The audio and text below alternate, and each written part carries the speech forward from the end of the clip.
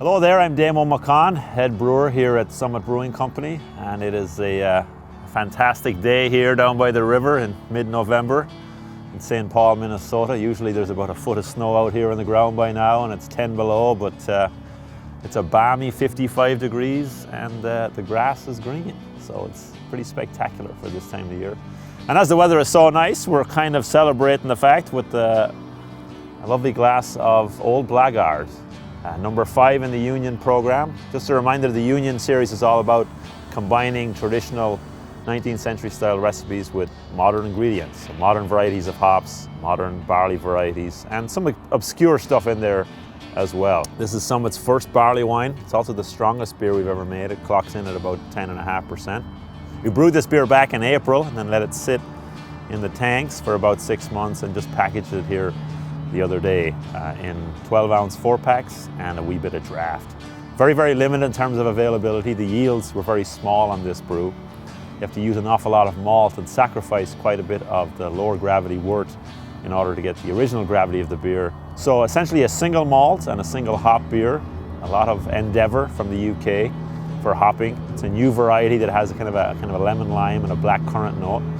And then we also use a lot of Odyssey malt from the borders of Scotland, supplied to us by our good friends at Simpsons.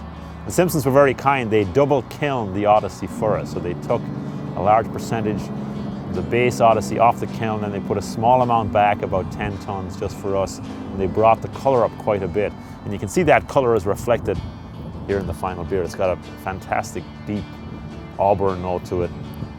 It's got a really rich colour. About 55 units of bitterness, just enough to kind of balance out the malt sweetness and the residual gravity of the beer. We didn't want this to be a very hoppy beer. We want the malts to shine through. We want to let some of the fruity characteristics of the yeast be pretty prominent. So it's all about balance and drinkability. We also use a small amount of invert sugar from the UK. So traditionally, the brewers in the 19th century in the UK would use some additional sugars to boost up the gravity of the wort, but also to add some flavour and colour.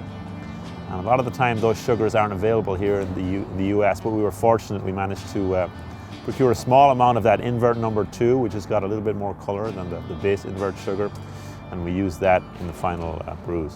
So that again adds to that colour just a wee bit and helps to bring up the original gravity. So all in all, a very powerful, rich, robust barley wine. Terrific aromas of caramel, orange marmalade, wee bit of toffee in there, and really a nice balanced bitterness in the finish. Those endeavours are really, really gentle hops.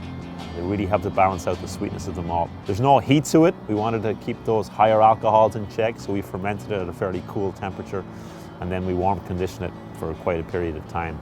And we kept the CO2 fairly low as well. We don't want a kind of a carbonic bite in the final beer. We want the mouthfeel to be very soft, to be very smooth. So a big part of producing Old Blaggard really involved a lengthy conditioning period here at the brewery. So we brewed it back in April and then took about 7 to 9 days to ferment out at a cooler fermentation temperature. And then we let it sit in the tank for about 6 months. And an important part of that long maturation period is the ability for the beer to change and mature and condition over time. So when we package the beer, we want people to experience it straight away. There's no need to hang on to this beer for a year or two. You can certainly do that if you look after it. It will change and evolve over time, but the beer is ready to go as is. It's amazing how the beer has changed over 6 months. We would take a wee dram off every month or so and kind of sample it, write down some notes and record our observations.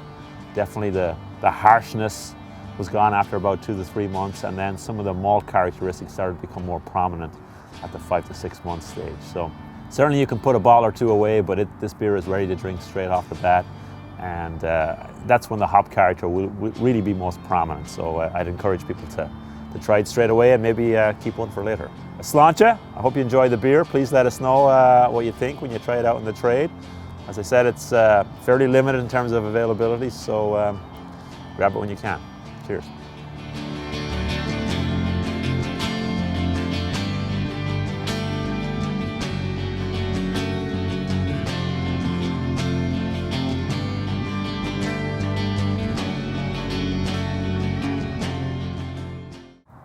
That is a bloody nice beer, mate. The problem is you can really put them away though. I mean, it's a fairly easy drinking pint for beer that's over 10%. Imperial pint. Imperial pint. That's what we need. We need imperial pints of barley wine. When we did Rebellion Stout, I remember that's when I was drinking most of that beer, was when I was out shifting snow with a shovel. Yeah. It'll be the same with this one, I think. So you know lawnmower beer. Yeah, it's a snowblower beer. Minnesota style.